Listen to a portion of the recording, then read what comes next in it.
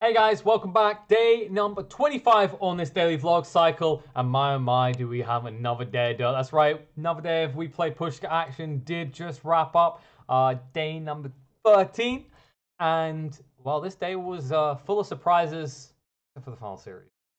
So, we opened up the day. It was HellRaises versus the side of VP.Prodigy. HellRaises, they got off to a kicking good start. They looked like they were going to take the series.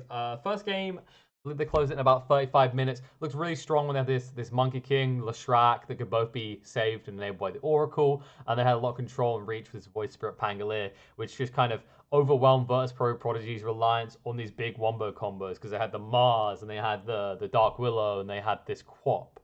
So it was this consistent pressure that HellRaises was able to exude. By that point, panel was pretty convinced, this is looking pretty good. VP.Prodigy maybe take a game, but this should be in HellRaises' favor. They are the favorites after all, hadn't lost the series at that point. But then game number 2, VP.Prodigy come out and play a phenomenal performance on both the Razor and the DP. Not to take anything away from the team, they had to play good in sync as a whole, but there was really nothing HellRaises could do after their Batrider failed to actually gain a game, and then the reliance on the troll, like they needed the troll to deliver too early. He got a great start, but he had to come in too early in these fights when he just wanted to farm, and we saw VP.Prodigy just play phenomenally. FN on the Razor, another kick-ass performance for him. I think he's now 4 wins and 0 losses on the hero. He's really repping on the Razor front. And then, of course, Epileptic Kid really showing some flexibility because he played the DP in that game. And the third game, which VP.Prodigy took to make it a 2-1 victory for them, he does end up playing on the Silencer. He goes for a minus build, which is a bit maybe funky, a little bit greedy. And we do see an opportunity for that to be punished later on because VP.Prodigy, they had this very early lineup. They had this Monkey King, there's Silencer, this Skywrath, this Mars. You can see they want to fight early and punish the fact that HellRaises had picked up this PL. The Timber on the side of HellRaises didn't really have a game. And Funnick, while he got to the point with the Ags Weaver saves where he could actually help people alongside his comrade in the Vengeful Spirit, HellRaises got to this crucial fight around the racks for VP.Prodigy top, where they pushed in. They love VP.Prodigy rather to get around the back onto the high ground, backstab him, and from there that was the comeback opportunity that VP.Prodigy needed, and they executed phenomenally in the late game scenario to draw that one back, overwhelm the PL, and make sure it was a point where the Divine Rapier Monkey King reigned supreme over the PL Divine.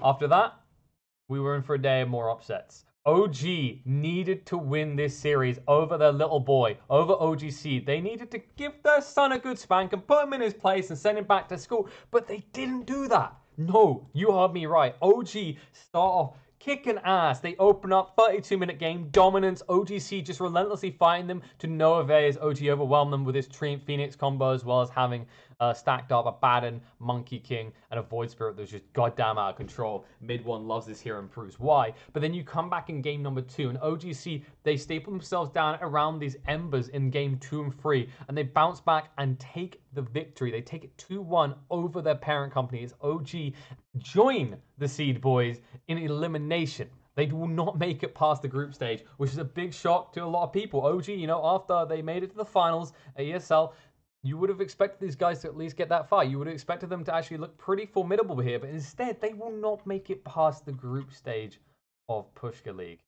And, your question, is this because of the way they're playing, or is this just a credit to the competition? Because actually, when you look at the people who've been playing this game so far, Team Secret playing great. Ninjas in Pajamas came out really early and smashing through their opponents. Team Liquid now looking phenomenal after a shaky start. Team Enigma, question marks there, but it is Enigma. You know that they can deliver. And then the final team that we should be talking about are the guys who played last today, Alliance, who went up against Ninjas in Pajamas, take a crashing victory over NIP. They completely demolished the side of Ninjas in Pajamas. This was not the same team we've seen earlier in this tournament that were just running over their opponents and looked like they had them by the balls from the draft.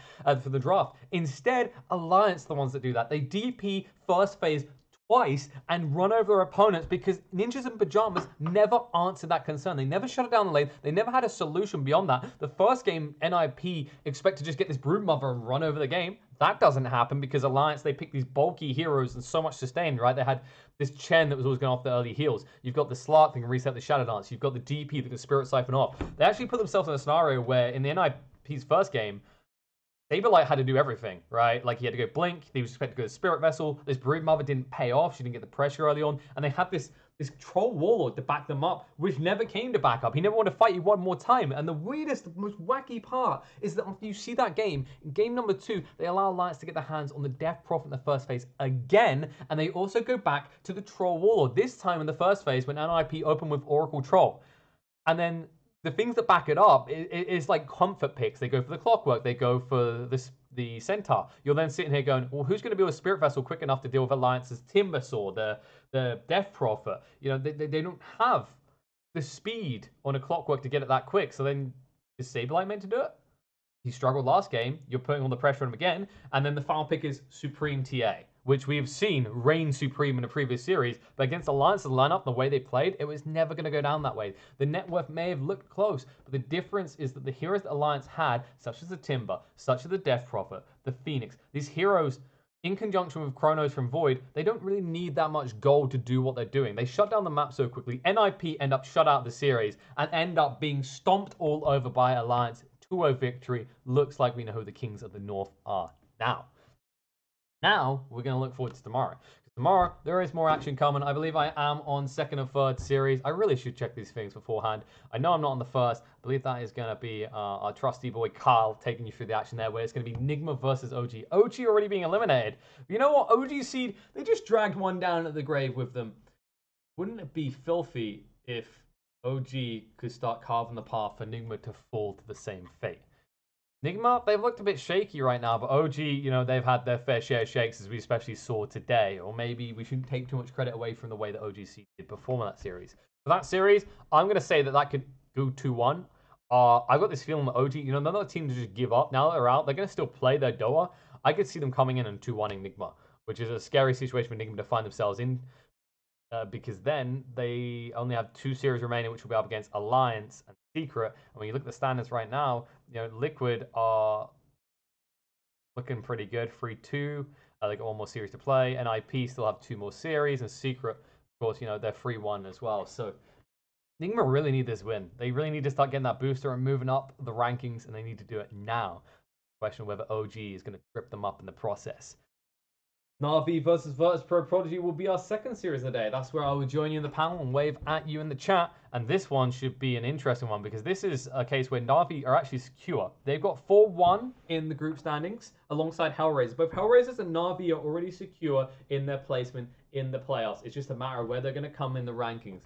But right now they have 4 wins, 1 loss apiece, whereas VP.Prodigy could really do with this win to secure themselves as they're currently sitting 2 wins, 1 loss. You just really want to cruise through at this point.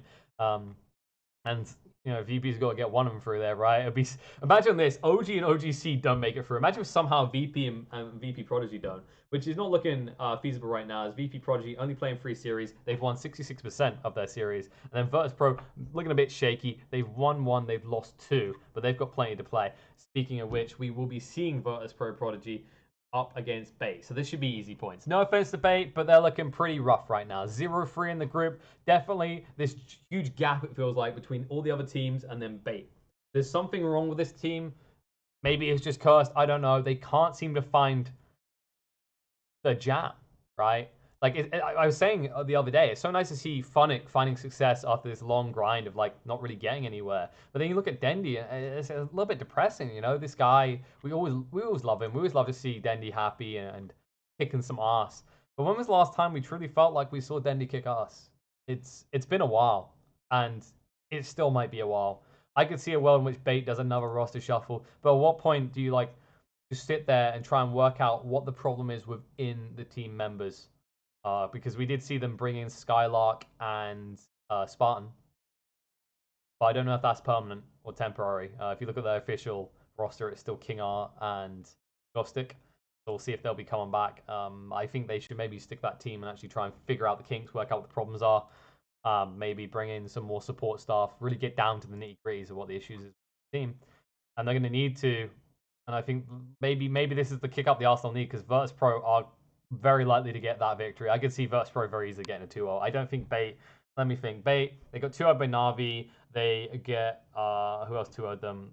There was a 2-0 from, I don't remember now. HR was the other one, and then there was one more Sad Boys. Oh, I believe Team Spirit. So I mean, they haven't even won a single And I'm kind of sad to tell you guys that I don't think they're going to win tomorrow. I think that's going to be a 2-0 in favor of VP. They'll round out the day. I didn't give my prediction for Navi versus VP.Prodigy. I think I could see Navi maybe experimenting a little bit more, which might give VP.Prodigy a bit of leeway. Not that I think they need it. I think VP.Prodigy proved today that they can actually bout with the best as they managed to slay the Titans that are HellRaises. And they play phenomenal Dota, especially late game Dota. I think VP.Prodigy are impressing me so much in that area. I think FN, like, honestly, they need to sign him right now, dog. Like, don't wait around. Just freaking throw money at that boy until he says, I'm on the team. Because FN, you know, he's been drifting around since the Empire days in 2017. And I honestly think maybe VP.Prodigy is the new home that he should be popping into. Well, that rounds out my predictions for tomorrow. Let me know what you think in the comments. I always love to see that, but I need to get some rest. I'm actually probably going to grab some Dota games and then get some rest, as I don't have to be in for the first series. Oh, the bliss. Although I do like to watch the Dota. Let me know what your opinions are down below, and as always, make sure you thumbs up the channel if you like what you saw, thumbs down, either way. I appreciate it. I love to see your feedback, and make sure you subscribe to the channel to see more of this. And if you want to know when these videos are up, always just throw me a follow on Twitter at KillerPigeon, as I always post when the newest one is available.